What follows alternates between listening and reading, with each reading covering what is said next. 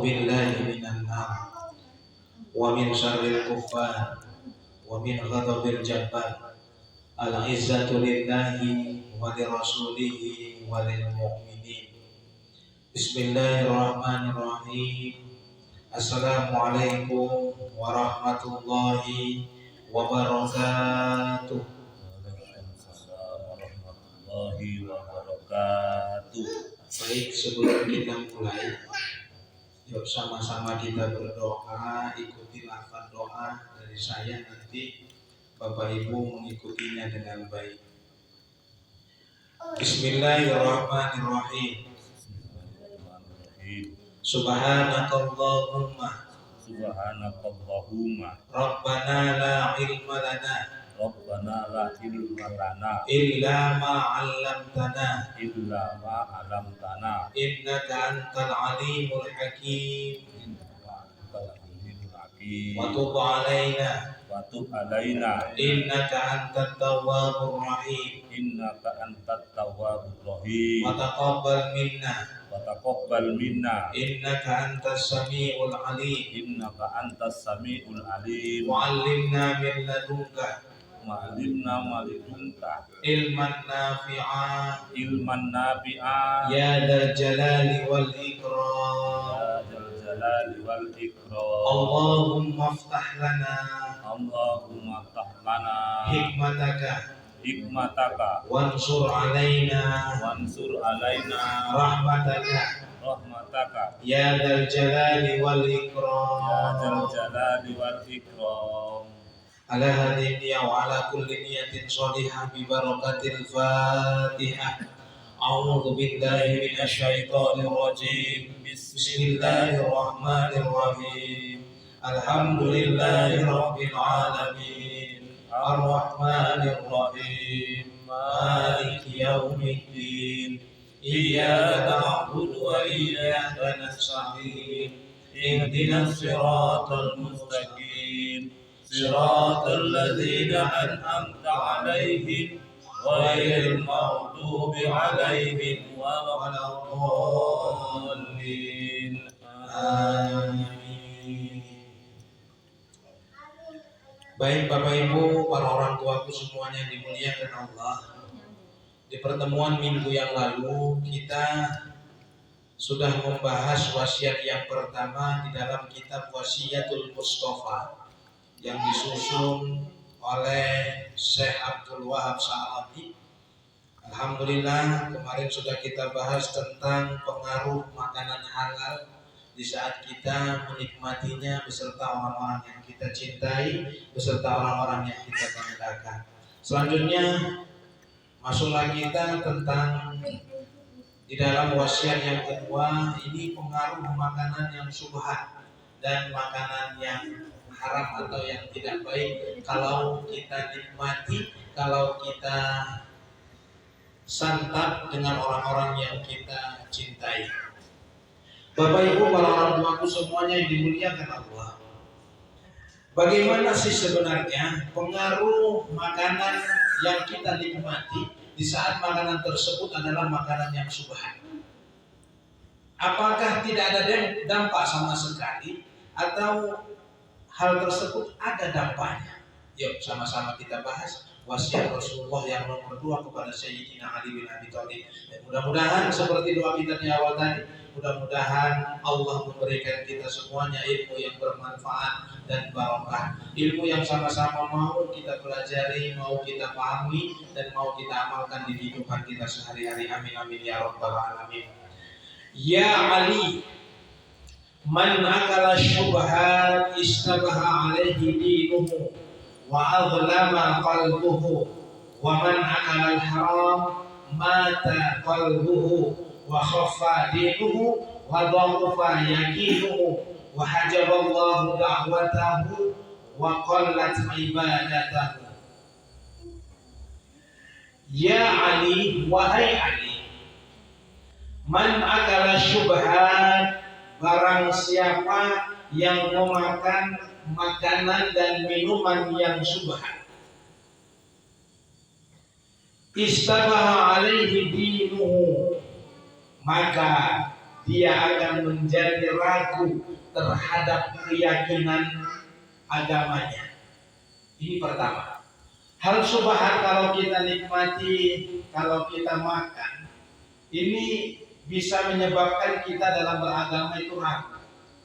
Jadi Bapak Ibu, para orang tua semuanya dimuliakan Allah, di saat seperti itu ada keraguan, terus ada keraguan, tidak ada timbul sedikit kepercayaan dalam batin kita. Ya, yuk sama-sama kita cek kembali apakah yang kita nikmati tersebut adalah hal yang baik atau jangan-jangan hal yang syubhat. Hal yang syubhat itu seperti apa sih? Syubhat itu kita tidak tahu atau masih ragu di mana halalnya, di mana haramnya, di mana baiknya, di mana buruknya. Kita masih ragu makanan yang mau kita santap tersebut. Lantas apa yang kedua dampak hal yang kita makan tersebut adalah hal yang syubhat. Wa aghlama qalbuhu, hatinya menjadi gelap. Bapak Ibu, para orang tuaku semuanya dimuliakan Allah. Kadang-kala kita berharap kita mempunyai anak yang kita banggakan, anak didik, ataupun dimanapun kita berada, mungkin profesinya adalah sebagai guru mendidik anak didiknya. Kadang-kala ingin rasanya seorang guru tersebut menasehati, ya, mau didengarkan dan mau diamalkan. Betul. Atau sebaliknya, kita semua yang hadir adalah sebagai orang tua. Kadang-kala besar harapan kita di saat kita menasehati anak kita harapkan anak tersebut mau mengamalkan apa yang kita sampaikan. Tapi tiba-tiba hal tersebut tidak sesuai dengan harapan kita. Jadi perlu kita cek kembali, ya, seperti wasiat ini, ya, apakah hal tersebut, apakah makanan yang kita nikmati itu adalah hal yang syubhat atau hal yang baik. Selanjutnya, waman akal haram, barang siapa yang memakan makanan dan minuman yang haram, mata qalbuhu, hatinya menjadi mati, wa khaffa dinuhu, agamanya menjadi ia rasa ringan, wa dha'ufa yaqinuhu, keyakinannya menjadi lemah, wa hajaballahu da'watahu, Allah menghalangi doanya, dan yang terakhir efeknya wa qallat ibadatuhu, ibadahnya menjadi sedikit. Ini yuk sama-sama kita pelajari, ya, wasiat yang kedua ini. Ya, di saat apa yang kita nikmati, apa yang kita makan dan minuman tersebut adalah hal yang haram, wasiat Rasulullah pertama yang disampaikan kepada Sayyidina Ali tadi adalah mata qalbuhu, hatinya menjadi mati. Kalau sudah hati kita mati, Bapak Ibu, para orang tua semuanya dimuliakan Allah, jangankan nasihat sulit diterima, bukan lagi itu, ya, hal itu cepat, nggak bisa langsung lengket di dalam hati satu baginya. Jadi alhamdulillah, pertama sebelum ini kita bahas, ya, kita mengingatkan, bahkan saya pribadi pun mengingatkan diri saya sendiri dan Bapak Ibu juga sama-sama, yuk mulai berangkat dari rumah, niatkan, yuk sama-sama menimba ilmu. Paham nggak paham 100%. Yang penting sampai sini kita niatkan untuk menimba ilmu. Saya pun belajar, Bapak Ibu semuanya dimuliakan Allah pun sama-sama belajar. Mudah-mudahan kita semua mendapat maunah, pertolongan langsung dari Allah Subhanahu wa taala. Bayangkan orang yang belajar, yang mulai berangkat sampai selesai, yaitu harapannya adalah itu ganjarannya, dosanya diampuni oleh Allah Subhanahu wa taala. Jadi Bapak Ibu, para orang tua semua yang dimuliakan Allah, mata qalbuhu mati, hatinya menjadi mati. Kadang-kadang kalau sudah dalam keadaan bahas tentang mati, ini ada cerita. Ada kadang-kala dikarenakan masalah rezeki, ya, pikiran kita bahkan hati kita rusak dikarenakannya. Kadang-kala kita sudah berusaha, ada bisnis, mungkin sudah kita jalani, jatuh, kita ulangi lagi, jatuh lagi, kita ulangi lagi, jatuh lagi, tak dapat suksesnya. Bahkan mungkin di antara kita atau keluarga yang kita cintai atau keluarga yang jauh ataupun dekat, ada yang berumah tangga tiba-tiba sama sekali sampai saat ini tidak diberikan rezeki oleh Allah sebuah, mohon maaf, yaitu rezeki anak untuknya. Ada seorang ulama besar, beliau adalah namanya Mbah Khalil Bangkalan. Mbah Khalil Bangkalan ini dikenal bahkan banyak guru para tokoh ulama setanah Jawa itu kebanyakan banyak sangat keilmuannya sampai ke beliaunya, yaitu Mbah Khalil Bangkalan. Letaknya di daerah di Kabupaten Bangkalan di Madura. Jadi tiba-tiba Bapak Ibu para orang tua semua yang dimuliakan Allah, ada 3 tamu di sana. Ada budaya lain dengan kita di Sumatera, ya. Ada sesosok kiai itu memang selalu diagungkan, selalu memang menjadi tumpuan, menjadi solusi atas masalah-masalah yang sering dihadapi dunia. Singkat cerita, ada 3 orang tamu datang ke rumah Mbah Yai Mbah Khalil Bangkalan. Datang tamu 3 orang tersebut, yang mana 3 tamu ini memiliki masalahnya masing-masing. Akhirnya ditanya oleh beliau, "Cung, apa tujuanmu datang ke sini?" "Izin Pak Yai," kurang lebih bahasanya seperti itu. "Masalah saya seorang pedagang. Tapi mohon maaf Pak Yai, selama saya menjadi seorang pedagang, sama sekali saya tidak merasakan yang namanya untung. Rugi pasti." "Oh itu Cung." "Iya Pak Yai, mohon saya diberikan solusi agar supaya saya menjadi pedagang yang sukses." Lantas Mbah Yai Khalil Bangkalan, beliau menyampaikan, "Cung, amalkan istighfar, perbanyak baca istighfar." "Lanjut, apa masalahmu?" Yang kedua, tamu yang kedua ditanyakan.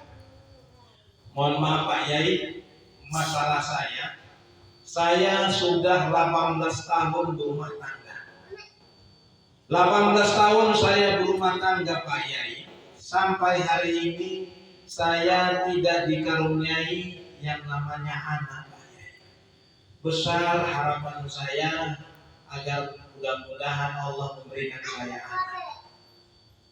"Cung, kalau itu masalahmu, ya, perbanyak baca istighfar. 2 masalah yang berbeda, solusinya sama."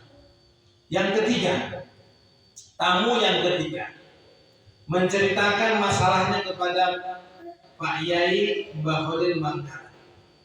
"Mbah Yai, masalah saya lain. Saya seorang petani, tapi selalu saya gagal panen. Jangankan cerita hutang Mbah Yai, mau lunas, hutang tak kunjung lunas, bahkan terus bertambah." Coba Bapak Ibu orang tuaku semua yang dimuliakan Allah. Petani, ya, payah untuk melunasi hutang, bahkan hutangnya terus bertambah, menumpuk-numpuk. Jadi mohon Pak Yai kasih saya solusi agar saya menjadi seorang petani yang sukses, bahkan bisa melunasi hutang-hutangku. Lantas Mbah Yai langsung menjawabnya, "Cung, kalau masalahmu itu izin ya, kalau di istilah di Madura bahasanya cung.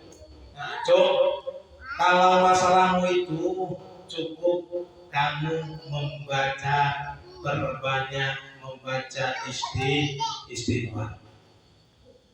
Jadi ada salah satu santri, dia berpikir Mbah Yai tahu setelah ini masalah selesai, 3 tamu ini langsung pulang ke tempat tujuannya masing-masing. Namun Pak Yai tahu ada salah satu santrinya ragu dengan jawaban Kiai. Masa 3 masalah? Masalah yang pertama, dia seorang pedagang yang tak pernah untung, rugi terus, ya. Masalah yang kedua, sudah 18 tahun berumah tangga, tapi juga tak diberi anak. Masalah yang ketiga, dia seorang petani yang payah untuk melunasi hutang, bahkan hutangnya numpuk terus. Solusinya dikasih cuma satu, sama-sama suruh perbanyak baca istighfar. Jadi Pak Kiai memanggil, istilahnya menimbali, ditimbali salah satu santri tersebut. Akhirnya menjelaskan, Jom, kamu ragu dengan jawaban saya. Kurang lebih mungkin tersenyum santri tersebut karena takut kalau di Pulau Jawa ini takut salah ada. Ya Mas ya, kalau udah macam ya itu takut kali. Ya, lain kita kalau di Sumatera Utara. Ya, kadang-kadang ini mohon maaf ya, kayak kita nggak usah jauh-jauh kayak saya pribadi pun kadang-kadang kalau sudah menghadap guru itu kadang-kadang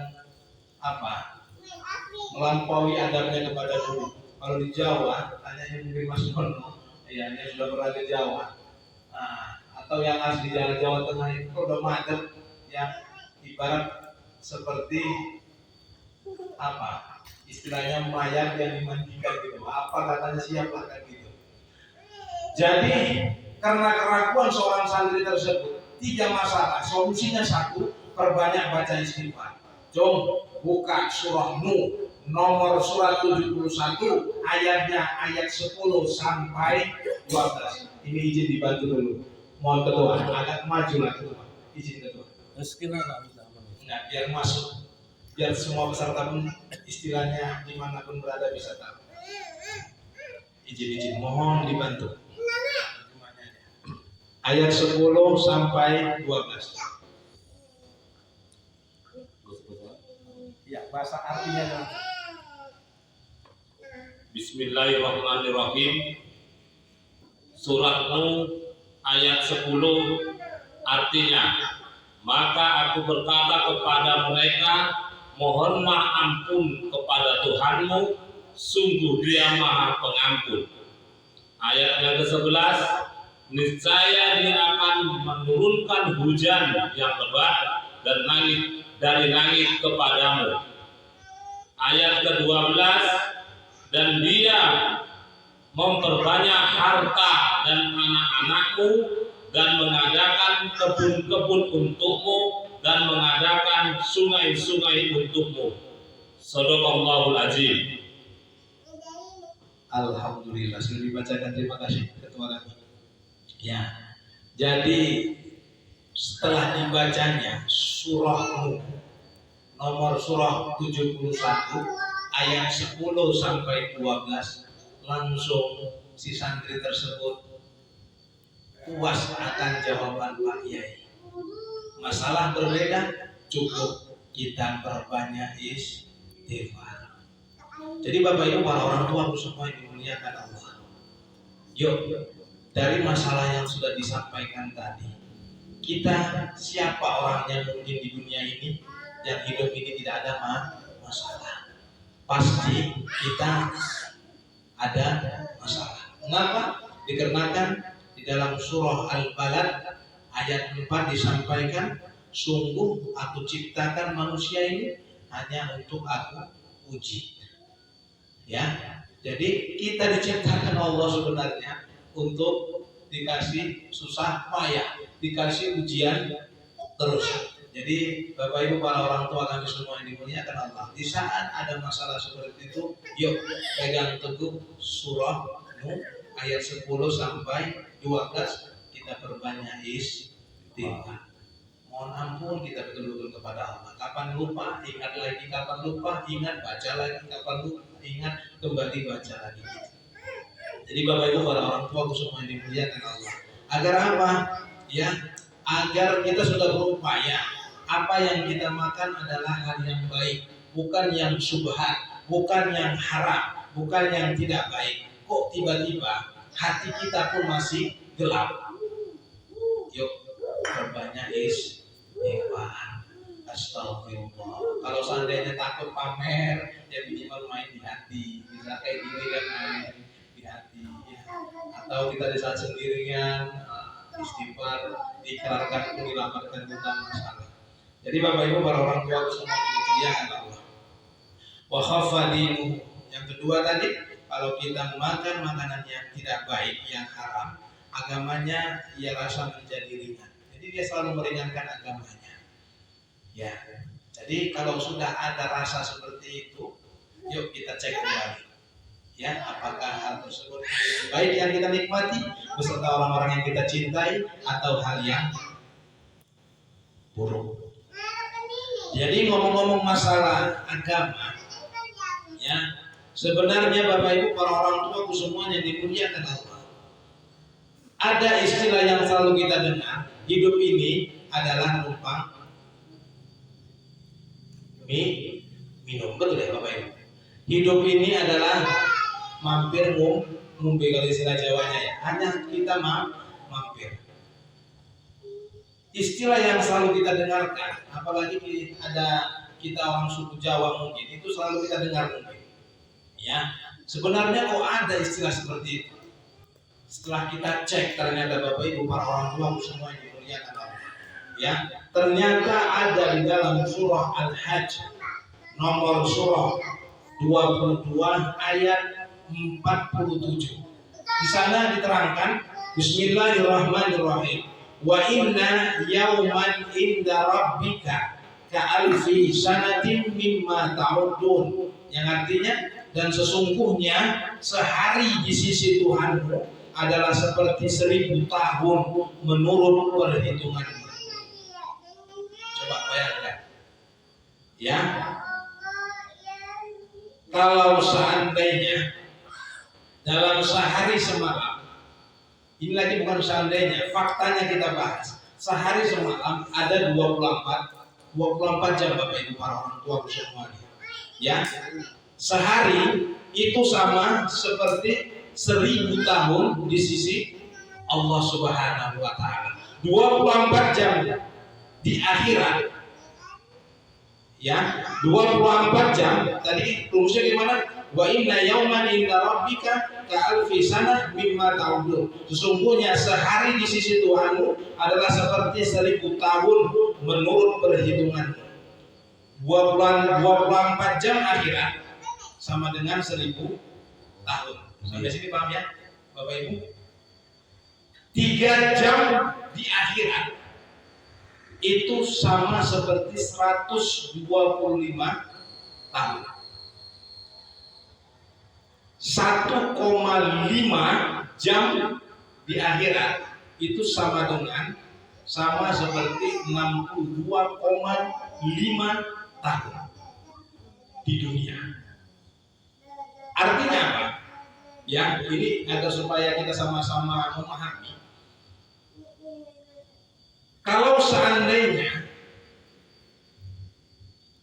umur berkisaran 60 sampai 70 tahun hidup kita, ya, hidup kita sekali lagi saya sampaikan berkisaran sampai 60 sampai 70 tahun, berarti mohon maaf, ya, kita kurang lebih hidup di dunia ini hanya 1,5